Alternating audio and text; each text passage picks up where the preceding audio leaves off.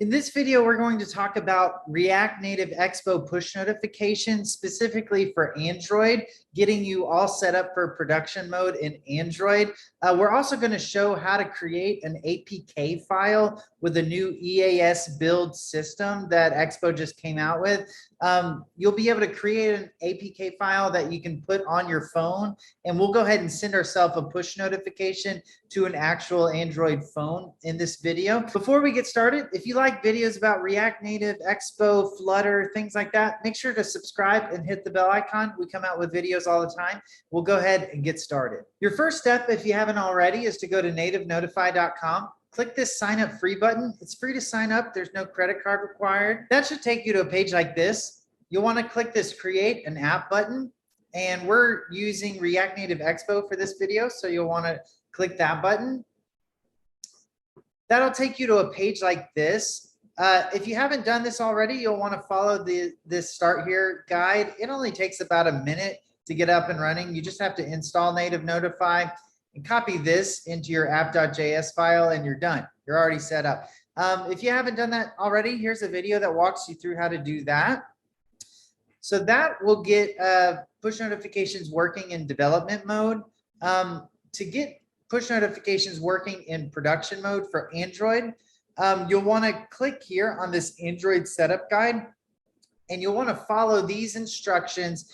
Basically, all we need is a Firebase server key, and then things will just work. So we'll go through this together. To get a Firebase server key, you'll have to go to Firebase and create an app. And so in this video, we'll go ahead and do that together. So step one, click this link right here. It should take you to a page like this. If you don't have a Gmail account yet, it'll tell you to create a Gmail account, to create a Firebase account. But once you've done that, it should take you here. Step two says, click this add project button. So we're gonna go ahead and do that. Go ahead and enter a name for this. I'm gonna say Native Notify Expo Android. Click that, and if you want Google Analytics, you can keep this on. I don't want Google Analytics. We actually have our own analytics feature up over here, so I don't need Google Analytics, so I'm going to turn that off. Click Create Project. All right, and once the project is created, click Continue. That should take you to a page like this. This is called the Project Overview page. So if we go to the next step in the project overview page, click the Android icon in the middle of the screen. So that's this thing right here, this Android icon. Just go ahead and click that. It says follow the instructions. You'll need a package name. This is what you are going to name your app on the Android App Store, on the Google Play Store. It needs to be unique so nobody can have used it. And it needs to match the package name in your Expo app. So before we move on, I'm going to go ahead and go to my Expo app. In your app, you'll want to just come down here to app.json, open that up. I'll make this a little bigger. You'll want to scroll down to where it says Android. In Android, so this stuff probably won't be there originally. It'll look maybe something like this. You'll want to put in here something called, and I'll go ahead and actually, I'll take this out too, so I'm not confusing you guys. But basically, there needs to be a package, and this is what you're going to name your app. So package, and then whatever you name it, this is what I've named it. So it needs to be exactly this same package name or things won't work properly. So this is what I've named this app. So I'm going to copy this, come back here and paste that package name here. I'm just going to do the same nickname. It's optional. You don't have to, but okay. And this next part is really important. Make sure you download this Google services.json file. That'll go there. Just drag it somewhere onto your desktop where it's easy to access. A big thing here is, so it needs to just say Google services. You'll notice mine says like has a little 9 there. You want to take that out or it'll break it. I've just done this so many times. I've got so many of these in my download folder. So I just changed this to google-services.json. It has to be that. So make sure to do that if there's a number there. You want to update that. You'll want to, in your Expo project, just drag this directly into the root of your folder. So like right there. And then go back to your app.json file. In here, again, in Android, you're going to need to put a link there.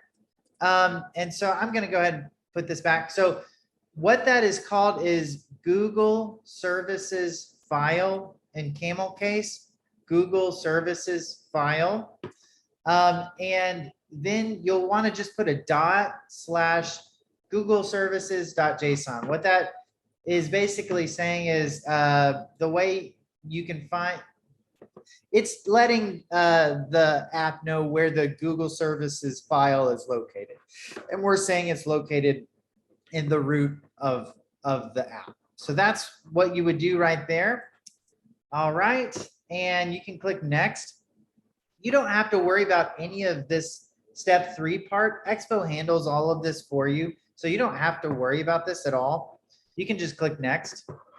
Okay, and then click continue to console. All right, and that'll take you back to this project's overview page. So we've officially gotten through this step 3 guide. We followed the instructions.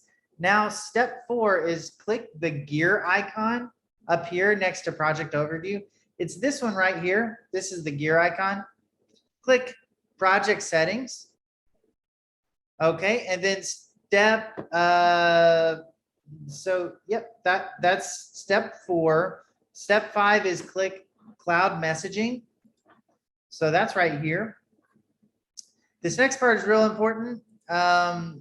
It says step 3, click the 3 little dots in the top right corner of cloud messaging API legacy.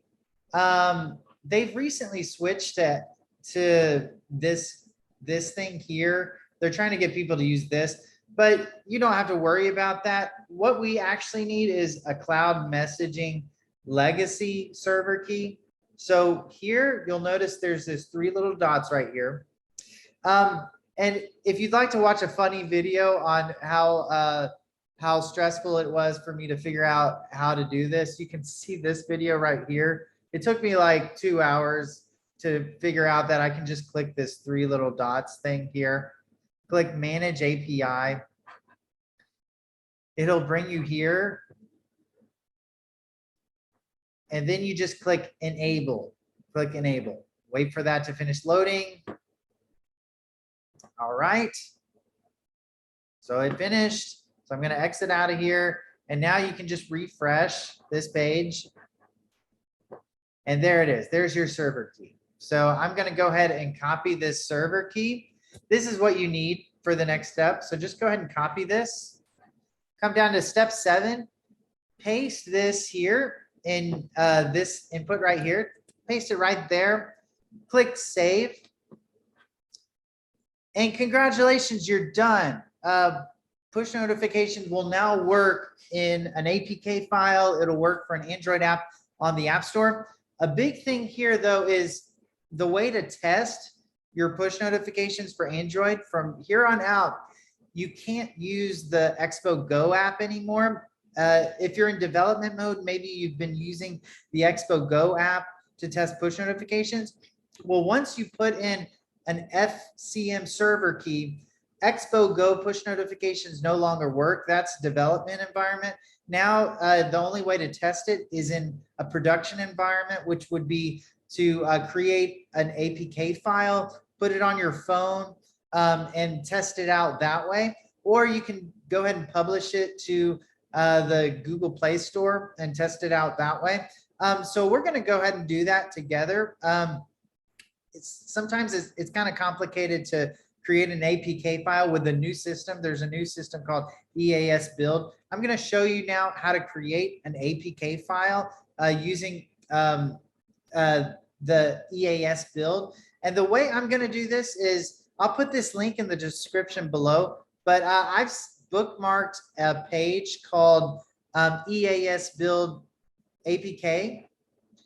It's a Medium article, and this is what I use to make sure I'm doing this correctly. You'll want to just a super simple way. I've already created this EAS JSON file, but I'm going to go ahead and I'll delete this for now. Okay, so right there, I'm going to delete this and I'll just create a new one. So we'll create a new one together. All right, so with EAS Build, in addition to app.json, there's a new file that's called EAS JSON. And so I'm just going to go ahead and come here and create a new file and call it EAS.json. You can then just come here and copy this. This will guarantee that you create an APK file, because by default now it creates an AAB file to publish to the App Store. But we just want an APK file for now, so we can put this on our phone and test out push notifications. All right, so I've done that. And then the next thing it says to do is copy this right here. Paste that into your terminal. And I'm going to click enter. And now it should create an APK file. I'll fast forward through this, but when this build is finished being queued, it's going to create a link to an APK file. All you're going to have to do is copy that link, email it to yourself, and then open that link on your phone. And then you can automatically install it onto a phone directly. But we'll go ahead and do that. Take a break. I'll let you know. I'll come back when the file is finished being created. An important thing while this APK file is being built is whenever you're ready to go live on an app store, instead of creating an APK file this way, you can just go ahead and delete this EAS.json file. Just delete it and then just type EAS build in your terminal and click Android, and then just follow the instructions, and EAS Expo will create this JSON file for you. So you'll want to use your own one that you created that's in the link in the description below to create the APK file. But once you're done with the APK file, you can just delete this EAS.json file and follow the instructions to create the real app with EAS Build, and they'll create the EAS.json file for you. So I just want to let you guys know that what we're doing right now this way is just to create an APK file that we can install on our phone so we can test out push notifications. All right, so that created the correct type of file. You'll know that by the end of this, it says APK file. And again, an APK file is one you can download directly onto your Android phone. You don't have to download an Android app through the App Store. You can actually just download it directly onto your phone. That's a pretty cool thing about Android. So I'm going to go ahead and copy this link. I'm just going to email it to myself so that I can open it up on my phone. All right, so I emailed it to myself on my phone. I'm going to open it up. All you have to do is click this link. And then it'll say, this might be harmful. Do you want to download it anyway? You say, yes, I do want to download it anyway. Okay. And this is a big thing. If something like this happens and you click open, if it says, if it goes to here and you click your app and it says it can't open, so that happens sometimes, just go out of it, just completely shut down that and just look on your phone for files, say file, like your file manager, something like that. Go to downloads, and then it'll be a link with like a bunch of random numbers and stuff. Go ahead and click that, and it should work that time. And this time it says, do you want to install? And then you would say, yes, I do want to install. Okay, and it was successfully installed. So I'm gonna find it on my phone. I'm gonna open it up. So I just opened it up. So I should be able to now send myself a push notification. So let's go ahead and test out sending myself a push notification. So I'm gonna go to this send page. All right, so let's go ahead and send ourselves a test notification. This should send to my phone now. I'll say test notification title, test message.